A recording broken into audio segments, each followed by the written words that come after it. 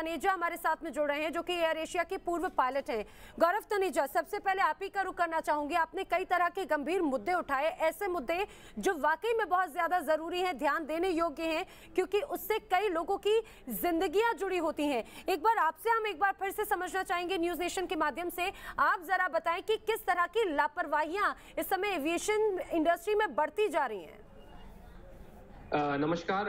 मैं ये बताना चाहूँगा कि एविएशन इंडस्ट्री में जो डिसीजंस लिए जा रहे हैं आज की डेट में, वो सिर्फ कमर्शियल ऑपरेशंस और प्रॉफिट मेकिंग पॉलिसीज को ध्यान में रख के लिए जा रहे हैं, ना कि सेफ्टी को।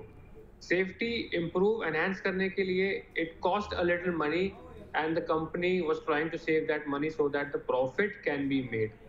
And we have seen recently that whatever is happening, the crash which happened in Kozhikode, there was a warning for that crash. Still that crash happened. So I will not call that crash as accident. उसको मैं accident नहीं कहूँगा किसी भी तरीके से। वो तो एक crime हो गया कि आपको पता था कि वो होने वाला है, फिर भी आपने उसको होने दिया। जी।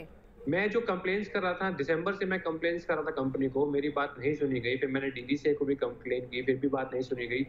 ऐसा क्यों होता है कि अगर मेरी जगह कोई एक नॉर्मल पायलट होता जो सोशल मीडिया पे ना जा सकता है, जिसके हाथ बंधे हुए होते, तो ये एक्शन नहीं लिया जाता। बिल्कुल गौरव जी, आपने कई बार कंप्लेंट की डीजीसीए को। जब इस पूरे मसले पर अगर आपने उनसे अवगत कराया, तो उनकी तरफ से इस बारे में क्या इसके और ध्यान ही नहीं दिया गया, इसे अवॉइड कर दिया गया, या फिर उसके बारे में कोई जवाब भी आपको दिए गए? मेरे पास अभी तक डीजीसीए से कोई ऑफिशियल कंफर्मेशन नहीं है। ये बहुत ही दुखद घटना है, जहां पे हमारे देश के प्रधानमंत्री डिजिटल इंडिया कैंपेन चला रहे हैं, वहीं पे अगर एक सेफ्टी की बात निकल के आती है और जो पायलट है वो कंप्लेन कर रहा है कि यहाँ पे सेफ ऑपरेशन नहीं हो रहे, हम लोग हजारों लोगों को रोज हम हवा में लेके जाते हैं और उनकी सुरक्षा का अगर ध्यान नहीं रखा जा रहा, वो कंप्लेन जब मैंने डीजीसीए में की तो डीजीसीए ने कोई एक्शन नहीं लिया। जब ये बात लोगों के सामने आई, तब इस बात पे थोड़ी बहुत कार्रवाई हुई। लेकिन आज की डेट में भी मेरे पास डीजीसीए के पास कोई ऑफिशियल सिस्टम नहीं है कि ग्रीवेंस रिड्रेसल सिस्टम हो। जब आप किसी भी अन्य दफ्तर में जाते हैं, आपको एक कंप्लेन नंबर दिया जाता है, या प्राइवेट कहीं जाते हैं तो उस नंबर के हिसाब से आप उनसे बाद में पूछ सकते हैं कि क्या कार्रवाई की गई मेरी कंप्लेन की। यहाँ तो कोई ऐसा सिस्टम ही नहीं है।